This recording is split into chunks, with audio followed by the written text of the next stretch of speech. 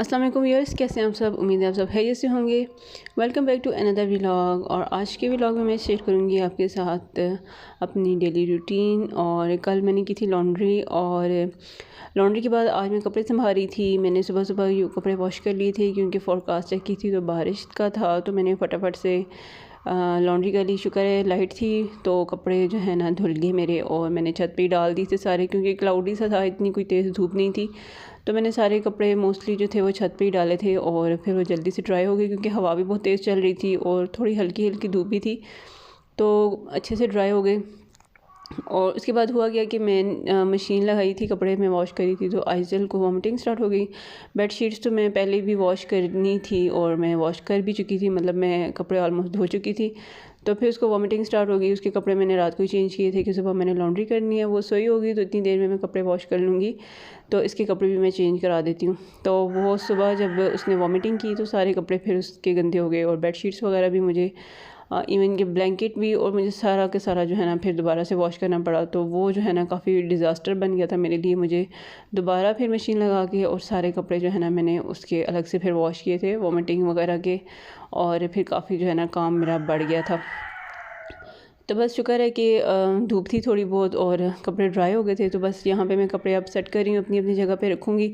कुछ कपड़े जो थे वो मैंने नीचे रखे थे फैला के, तो आज सुबह तक ही ड्राई हुए हैं। तो इसके बाद ही मैंने इनको संभालना था। बस सारे कपड़े जो है ना यहाँ पे मैंने इकट्ठे कर देती हूँ, उसके बाद मैं इनको सेट कर लेती हूँ। अब बस यहाँ से कपड़े शपड़े मैं सारे उठा लूँगी। उसके बाद मैंने बेड क्लीन कर लिया था, उसके बाद फिर मैंने करनी है जी सफाई।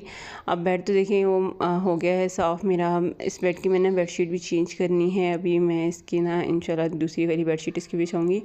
ये देखें जी, ये रूम की हालत होती है। ये जो है ना मेरी बच्चियों का प्ले एरिया भी है, और यहाँ पे वो पढ़ती भी हैं, खेलती भी हैं। तो रात को ना इसकी ये कंडीशन रह गई थी। अभी सुबह जो है ना मैंने इसकी सफाई करनी है। और ये वाला रूम जो है ना जिसको हम मोस्टली यूज़ करते हैं, आलमोस्ट दिन में 3 दफ़ा साफ़ होता है, और रात तक फिर भी इसकी यह हालत होती है क्योंकि यहीं पे होती है मोस्टली। और फिर ये कि बच्चों को आप कितना मना कर सकते हैं, नहीं मना कर सकते हैं उनको, और ज़ाहिर है उन्होंने खेलना ही है। तो बस यहाँ पे अब मैं सारी चीज़ें उठा लूँगी, एक्स्ट्रा कपड़े वगैरह सारे मैं संभाल लूँगी। और लॉन्ड्री जब भी मैं करती हूँ ना उसके बाद कपड़े संभालने वाला काम बहुत ज़्यादा होता है क्योंकि जो धुले हुए होते हैं वो भी संभालने होते हैं, और अंदर भी जो इस तरह से बिखरे होते हैं उनको भी संभालना होता है। और अभी जब मौसम चेंज हो रहा हो तो फिर काफ़ी सारे होते हैं। और अभी क्योंकि बारिश की वजह से ना थोड़ा मौसम चेंज हुआ है, तो थोड़े बहुत विंटर के भी दोबारा से निकले हैं लाइट से विंटर्स के, तो वो जो है ना उसको भी साथ साथ निकालना रखना, कुछ अजीब सी रूटीन चल रही है। तो बस यहाँ पे बेड तो हो गया क्लीन। उसके बाद मैं बाकी की सफाई करूँगी। टॉयज़ वगैरह पहले मैंने उठाने, उसके बाद मैं सारी सफाई कर लूँगी। दूसरे रूम की मैंने क्लीनिंग करनी है, और ये होती है मेरी जी मॉर्निंग की रूटीन। और आलमोस्ट रोज़ यही कंडीशन होती है मेरे घर की। और मैं सुबह जो है ना फिर सारी इसकी सेटिंग करती हूँ। और ये देखें जी, गुड़िया को जो है ना फ़्रॉक पहनाई हुई है आइज़ल ने अपनी। तो बस यहाँ पे मैंने सारे टॉयज़ वगैरह उठाने हैं, उसके बाद फिर मैं सफाई करूँगी। और आइज़ल जो है वो भी इधर ही खेल रही थी मेरे साथ। अलीज़ा स्कूल गई हुई थी इस टाइम पे, और इस टाइम पे जो है ना मैं थोड़ा सा जो भी काम हो फटाफट से मोस्टली इसी टाइम पे कर लेती हूँ, क्योंकि उसके बाद जो है ना दोनों मिलके खूब तंग करती हैं, और काफ़ी जो है ना मेरा काम जो है ना इनकी वजह से रुक जाता है। तो इसलिए सुबह सुबह मैं ये सारा काम कर लेती हूँ। अगर सफाई हुई भी हो ना तो बाकी कामों में भी दिल लगता है, नहीं तो किसी काम में दिल नहीं लगता। तो मैं फटाफट से पहले ये काम कर लेती हूँ, और उसके बाद फिर मोपिंग वगैरह कर लेती हूँ। तो बस आइज़ल यहीं पे खेली थी मेरे पास, उसको मैं आगे पीछे हटा के ना फिर मैं सफाई करी थी। और वो जो है ना हमेशा मेरे साथ साथ ही रहती है, जब भी अकेली हो तो वो मेरे आगे पीछे ही रहती है। और आज उसकी थोड़ी तबीयत भी सेट नहीं थी तो वो थोड़ी क्रैंकी हुई थी। बस यहाँ पे बस सारी सफाई कर लूँगी, और उसके बाद मैंने लिविंग एरिया जो है उसको साफ़ करना है, और लॉन्ड्री के बाद जो सारा क्लीनिंग करनी है वो भी अभी कर लूँगी।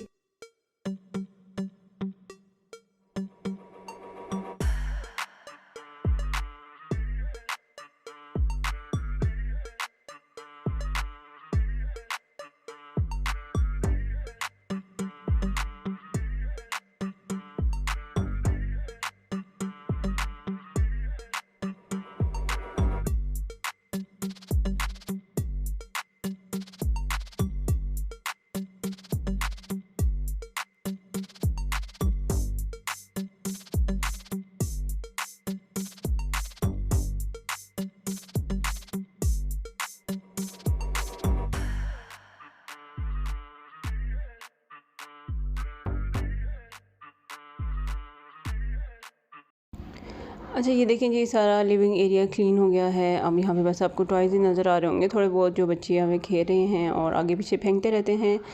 अच्छा, उसके बाद अब अफ्तारी का टाइम था। अफ्तारी के टाइम पे आई थी मैं किचन में और यहाँ पे मैं बना रही हूँ जी दाल और चने की दाल, जो मैंने फ्रोज़न रखी थी। आज मैंने बस वही बना ली। मुझे आज बिल्कुल समझ नहीं आ रहा था मैं क्या बनाऊँ, तो बस मैंने चने की दाल बना ली।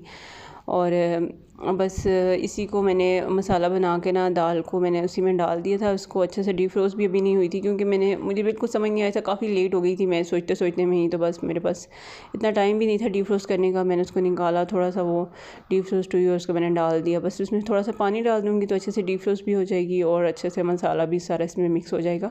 और इसको कवर कर दूँगी। अच्छा, साथ जो आप देख रहे हो, मैंने मलाई निकाल के रखी हुई थी, सुबह से वो मेल्ट हो गई थी। और अब यहाँ पे ना मैं इसका घी बनाने लगी हूँ। और आपके साथ मैं एक टिप शेयर करने लगी हूँ, जो आपके साथ कोई भी शेयर नहीं करेगा, और आप कितनी आसानी से बना सकते हैं बिल्कुल बगैर जले।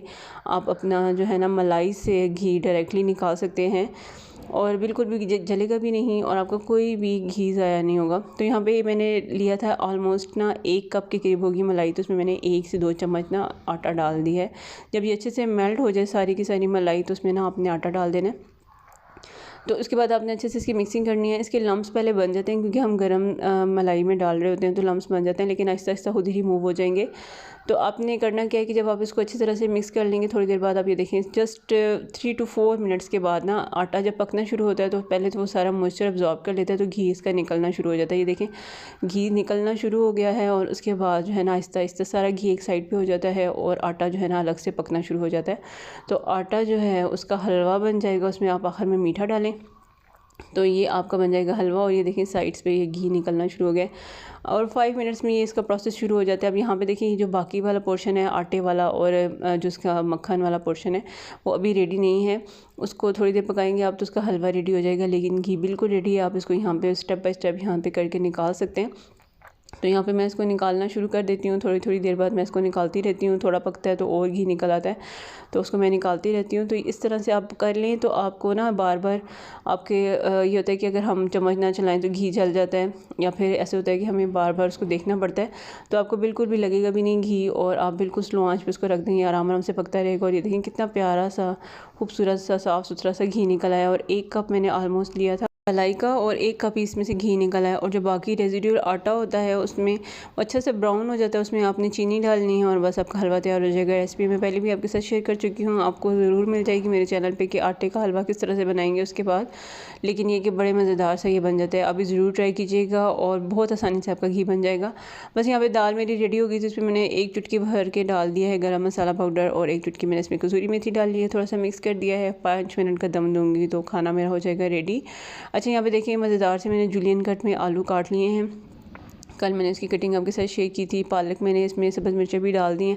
अच्छा, पहले ना मैंने इसमें सब्ज़ प्याज और प्याज के ग्रीन वाला पोर्शन वो काट के पहले इसे डाल दिया हुआ है। कुछ थोड़ा सा मैंने इसमें धनिया भी डाल दिया था काट के। तो बस अब इसमें मैंने पालक ऐड कर दिया थोड़ी सी, और साथ मैंने सब्ज़ मिर्ची ऐड कर दी हैं। अब इसमें बेसन ऐड करूँगी और मसाले ऐड करके मैं इसको अच्छे से मिक्स करके इसका बैटर बना लूँगी। और बस पकौड़े फ्राई करने हैं, और 1-2 रोल मैंने निकाले थे। आज थोड़ा रोल खाने का मेरा दिल कर रहा था अफ्तारी में, तो मैंने सोचा कि मैं फ्राई कर लेती हूँ। तो वो मैंने निकाल के रखे हैं, थोड़ा डीप रोस्ट हो जाएंगे तो उनको भी साथ फ्राई कर लूँगी। तो यहाँ पे थोड़ा सा पहले का टाइम था अफ्तारी से, यहाँ पे मैं बेसन बना के रख लेती हूँ। ऑलमोस्ट आधा घंटा तो होता है, मैं इसको थोड़ा सा सिट करने के लिए टाइम दे देती हूँ। तो बस अच्छे से इसकी मिक्सिंग करनी है। और ये देखें, कितना अच्छा सा स्मूथ सा इसका बैटर रेडी हो गया, बहुत ही मज़ेदार से। और इसकी जो जूलियन कट वाले पोटैटोज़ है ना, इसके साथ मैं आपको एक और रेसिपी भी आपके साथ शेयर करूँगी, आपको बहुत मज़े की लगेगी। और लुक देखें कितने प्यारे लग रहे हैं। और जितने लंबे आपके आलू होंगे ना, जितने बड़े साइज़ का होगा, उतने ही लंबे इसकी जूलियंस बनेंगे और बहुत ही प्यारे लगेंगे आपके पकौड़े। और बिल्कुल थ्रेड लाइक पकौड़े लगते हैं, बहुत मज़ेदार लगते हैं। आप भी ज़रूर ट्राई कीजिएगा। और उसके बाद यहाँ पे बस मैं रोटी बना रही थी, और पकोड़े फ्राई करने वाला रोटी बनाने वाला काम मैं एक साथ ही करती हूँ, क्योंकि दोनों काम एंड में करने होते हैं। रोटी भी गर्म अच्छी लगती है और पकोड़े भी गर्म ही अच्छे लगते हैं, तो ये दोनों काम मैं एंड में करती हूँ। और यहाँ पे आइज़ल बस आस-पास फिर रही थी मेरी। आज ये सोई भी नहीं है, थोड़ा क्रैंकी थी तो सोई नहीं है। और फिर जो है ना, इस तरह से मूड ख़राब है उसका। आज मैं इसको काफ़ी देर कोशिश करती रहूँ कि ये सो जाए, पर ये सोई नहीं है आज सही तरह से। तो बस यहाँ पे मैं पकोड़े बना लूँगी, साथ मैंने रोटी बनानी है, और उसके बाद अफ्तारी मेरी बिल्कुल रेडी हो जाएगी। तो बस यहीं तक था मेरा आज का व्लॉग। उम्मीद है आपको पसंद आया होगा। बहुत बिज़ी डेज़ चल रहे हैं और बिज़ी रूटीन ही होती है मेरी। ईच एंड एवरीथिंग मैं कैप्चर नहीं कर सकती, बहुत ही ज़्यादा जो है ना बिज़ी रूटीन होती है, इससे भी ज़्यादा बिज़ी रूटीन होती है मेरी। तो बस थोड़ा सा जो है ना मैंने आपके साथ शेयर की है अपनी रूटीन आज के डे की और लॉन्ड्री डे के बाद की। तो बस यहीं पे करूँगी अपने व्लॉग को भी एंड। पकौड़ों की देखिए लुक कितनी मज़ेदार सी आ गई है। बस नेक्स्ट वाले पकौड़े मैं इस तरह से डालती जाऊँगी और इनको मैंने फ्राई कर लेना है। यहीं पे करूँगी मैं अपने व्लॉग को भी एंड। उम्मीद है आपको पसंद आया होगा। Thank you so much for watching.